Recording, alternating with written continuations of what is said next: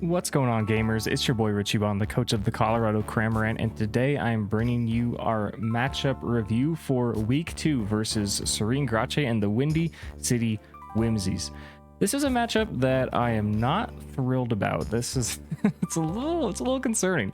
Let's just look at her team and we can go over why that is. So her first pick was Garchomp. Garchomp is great.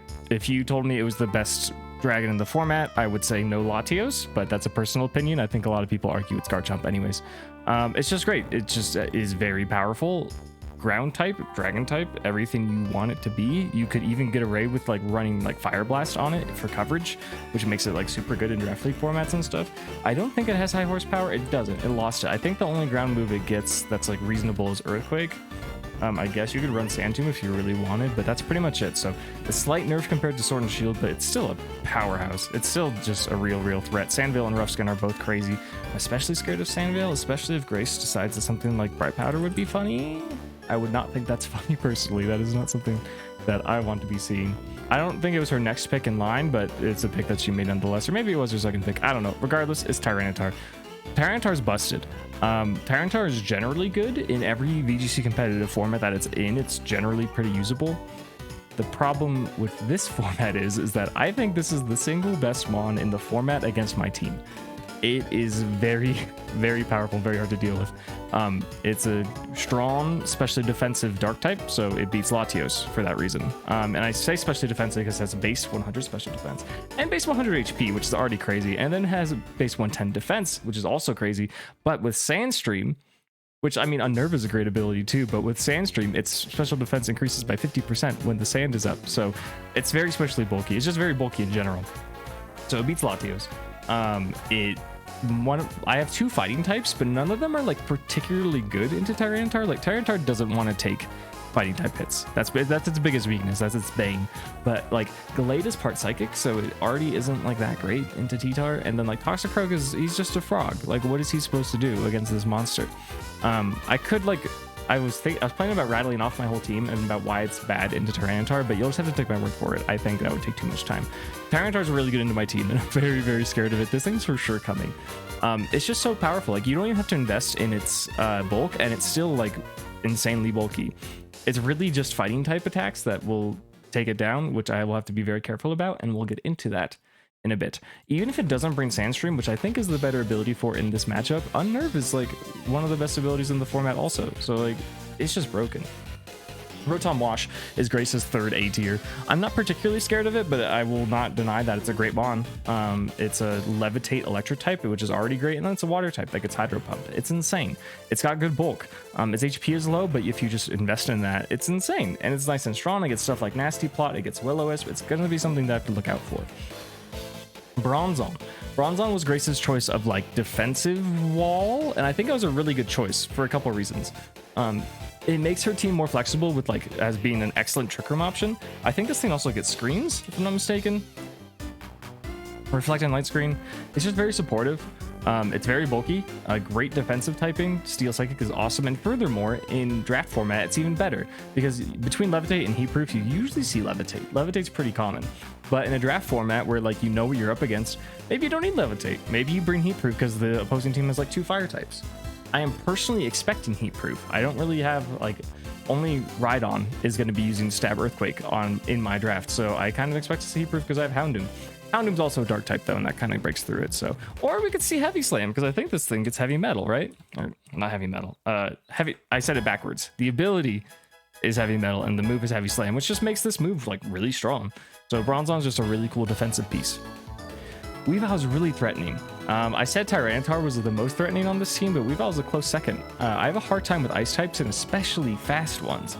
It hits a lot of my team for super effective. Again, the fighting type weakness is the best thing I have going for me. Gallade should do okay, and Toxicroak should do okay, but still, it's just really threatening. It's a fast fake out, base 125 speed is zooming. Thankful that Ice Punch is like not that strong. I think it gets Ice Punch in this game, right? Yeah, it does. And then Ice Cold Crash is its strongest move, and it is not fully accurate, but still, it's just such a nightmare. It's so hard to deal with. It doesn't have Inner Focus, which is nice. That means that if I manage to fake it out, it will actually flinch. Neither of these abilities are like particularly good. Maybe Pickpocket with like Focus Sash is good. I don't know. We'll see what happens. But either way, it's pretty scary. Thankfully, it's a lot squishier than Tyranitar, but I'm still terrified. Lapras, your quintessential bulky water. Great abilities. It can learn Perish Song, which is something crazy. I think it gets Freeze Dry in this game, which is a little concerning for Blastoise. Yeah, it has a better matchup into Blastoise than Blastoise has into it. It also gets access to Thunder and stuff. You can even run Dragon Dance on this thing if you want. Lapras is really, really powerful. We're going to go through Grace's draft and just every mon is stacked. She has the most stacked draft in the league, I think. Drifloom. Drifloom's just a really cool support option. It might be one of the only mons in this format that gets Tailwind and is immune to Fake Out, which is like pretty nice if you ask me. Unburden is a great ability. Flare Boost is a really cool ability that you can do with Flame Orb and just make you more especially powerful, which Drifloom's offense is really need, in my opinion. Well, I mean, like 90 is serviceable, but you know what I'm saying. 150 base HP is criminal. Aftermath is even usable on a physically heavy team. I don't expect to see Aftermath, but like on a team with a lot of physical attackers, so not mine, it could be good. It gets Will-O-Wisp and Strength Sap. That combination is crazy for like whittling down physical attackers. Man. Absol as a D tier is a really good D tier. A lot of the D tiers are kind of one trick ponies, right? Like they just do one thing really well. This thing just hits really hard with physical dark moves. 130 base attack Sucker Punch is like all you need on this thing. It's like all you need to do with it, and it's good. It's just good. Super Luck's a cool ability. Pressure could have used and justified maybe as like a switch in for Drifloom or something if they're expecting a dark type move, or Bronzong, right? Because I was just saying how heat proof Bronzong, I would use Hound Doom's dark type moves to hit it. Switch it to an Absol, it gets an attack boost, it spams Sucker Punch, everything faints. What are you gonna do? Ditto is really cool. I don't have that much to talk about with Ditto because it's Ditto, but it's a really interesting value D tier in certain matchups. Like maybe your win con is just to get the right switch and steal their boosts and steal their mon and run like Choice Scarf or Focus Sash or something. And it's just a wild card, you know, it's just a really versatile pick. Last but not least is Masquerade. Like even this thing I think is kind of stacked. Two of the best abilities in the format, Intimidate and Unnerve. Both are crazy good. Its stats are like, okay, like 100 special attack is, you can use a Bug Buzz, you know, kind of bulky. 70 HP and 82 special defense is pretty good. Not physically bulky, but that's fine. And 80 speed. I think this thing gets Tailwind. It doesn't in this gen, which is good. That helps, but it did get a new buff in the move of Soak. I think this is the first gen it got Soak, or the first game. I don't think it wasn't in Sword and Shield. So this is a really cool tech that you can do, like Intimidate with Soak. I don't know. I don't think she has anything really to capitalize on Soak necessarily. I mean, Rotom Wash, I guess, but it's just crazy. Her team is so stacked. It's probably the scariest matchup for me in the whole league, which I'm kind of glad I have it week 2. We both got 2-0 wins on week 1, so not a whole lot of like statistics to base off of, but we should technically, according to the stats, have a pretty even matchup, but T-Tar is so scary. Let's go into my team and see what my plan is to beating it. Here they are. This is what I think will work, hopefully. We'll see. It's time to bring Togekiss. Togekiss is a great mon. With the dark types and with Garchomp, I think it's just really good to have. I'm going to run Super Luck because I don't have any added effects on my moves. So I'm going to run Dazzling Gleam, Aura Sphere, Follow Me, and Morning Sun. Dazzling Gleam, just your strong fairy type move. Aura Sphere, I want to be able to hit Weavile and Tyranitar for super effective damage, for double super effective damage, and it just never misses too. So like, say it is Bright Powder, Sandvale, Garchomp, and I get a Gleam off and it's a crit, but I need a little bit more damage to take it out. I can always Aura Sphere to get that guaranteed hit. Aura Sphere has a lot of utility this week. Follow Me is cool. Just redirection is really valuable for this whole squad, and I have some setup, so you'll see that Follow Me is actually extra valuable. And Morning Sun. Morning Sun, that's interesting. I wonder if that's going to combo with any other moves.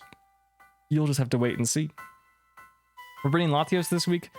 Latios is just great. I just have to bring it. I didn't even have to change this EV spread that much compared to last week, but I did change the moves. We're going to take Dragon Pulse because Garchomp, and it just hits a bunch of stuff neutrally, and Grass Knot. There's some heavy mons on the squad. This is the single best move I can use into Tyranitar, so I'm going to bring it for that reason. And pretty much everything else I'm going to hit with the Dragon Pulse. Tailwind for speed control and Protect because it is Protect. Gallade. Gallade did great in week 1. We need Gallade to pull through in week 2 really bad. We're finally bringing Justified, and we're doing a setup set. We're doing Drain Punch, Shadow Sneak, Bulk Up, and Wide Guard. Very interesting. Very, very interesting. We don't have that much attack. We have a good amount of HP. We have a good amount of speed. I think this outspeeds every kind of T-Tar that isn't Scarf, so I think that's important for us. The idea is that we do a Follow Me, and we do a Bulk Up. And after one Bulk Up, maybe even two, we have a really high natural special defense, and with the defense boost that we get from Bulk Up, we should be able to just be surviving forever with Drain Punch. I'm bringing Lumberry because I'm scared of Will-O-Wisp from Drifbloom, and I'm bringing Shadow Sneak. I was torn between Shadow Sneak and Knockoff. Knockoff is really good, but I just kind of felt like I wanted priority. I don't know. I might change this by the time we actually go to battle, but for now we're doing Shadow Sneak. I believe in Glade. I was considering bringing both fighting types, and I decided against it, and I need Glade to pull through here. I believe in him. He can do it. He has a lot of weight to carry. Wide Guard is just good because they have multiple mons that can use Rock Slide or Discharge. You know, Disquake is totally a strat that they could use. They did it week 1. She used Rotom and Garchomp using Discharge and Earthquake. Wide Guard just helps with that. I just gotta bring Wide Guard, so we'll see how well this works. We're finally bringing Meganium. Meganium's coming out. We're doing Citrus Berry and Leaf Guard. Why are we bringing Leaf Guard? Oh, it's because we have Sunny Day. That's right. I am terrified of Tyranitar, and most of my team is special attackers. I need to get rid of Sand, and in general, Grace's team doesn't really care for Sun, right? She doesn't have any fire types. If she's doing this like Soak strategy thing, I mean, Sun doesn't cancel it, but it weakens water type moves. She has 2 water types. And if she's doing Sand Veil or just brings Tyranitar in general, or Rotom, for that matter, or Heat-Proof Bronzong, Sun is just good. I think I would be kind of throwing to not bring Sunny Day into this matchup, so I'm going to bring Sunny Day. Meganium also just kind of walls the team really nicely. It's only really weak to Weavile, which we have answers for. It's kind of weak to Lapras. It's really bulky. I'm investing in its physical bulk here, but like it can take an ice move from Lapras for sure. And then like Masquerade, but I'm not really that scared of Masquerade, so we'll see what happens. I have faith here. I kind of am required to click Sunny Day when I hit the field. If T-Tar is able to switch, this could be tricky because my only attacking move is Solar Beam. Again, I might change this by the time that I actually do the battle, but regardless, I feel good about this. I think Meganium is ready to show how bulky it is and how helpful it is, and just Sunny Day should really help us with this matchup, so I'm looking forward to it. Magnezone was kind of the star of week 1, and I have hope that Magnezone will be the star of week 2. The leftover set worked out really well in my opinion, so we're just going to do like the same exact thing. We're not going to change anything except for our spread and our ability. Only 1 steel type, so there's no point in doing Magnet Pull. We could do Sturdy, but I wanted to invest in bulk, so it didn't really make sense. So we're doing Analytic. I want to get all the damage that I can get against this team. I think that's going to be very valuable. So we're going to go Modest Nature, Analytic, lots of special attack, a good amount of speed, so we can outspeed stuff in Tailwind, Thunderbolt, Flash Cannon, Magnet Rise, Protect. Again, if we get that Magnet Rise off, there's not much that can hit us. She doesn't have a fire type. She has lots of options to use Earthquake. She doesn't have a fighting type. If we get that Magnet Rise, again, we're in a situation where it takes neutral damage from like everything. It beats Lapras, it beats Driftbloom, it beats Masquerade, it does really well into everything else. If we get that Magnet Rise, we're in a pretty good position. So another reason why Follow Me is really helpful on this team, right? Well, I guess if you're Earthquaking, it doesn't matter. But Wide Guard, you know, like it's one or the other, and it still works either way. Oh, and again, with the sun, now that we're backtracking a bit. So Synthesis is healing, and Morning Sun's healing are both increased when the sun is out, so it's worth considering. Last but not least, it's Hound Doom. Hound Doom obviously wants to be in the sun. We're running Solar Beam on Hound Doom to get rid of Rotom, because otherwise Rotom is a problem. We're doing more damage than last week. We're doing Dark Pulse Flamethrower, just hitting as hard as we can. We'll see. This is really scary. My resources are spread pretty thin. I didn't think Swellow helped out all that much. I thought Toxicroak was pretty good, but just like not good enough. Like the poison typing didn't really go anywhere for me in this matchup. She doesn't have any grass types. It doesn't really like do much.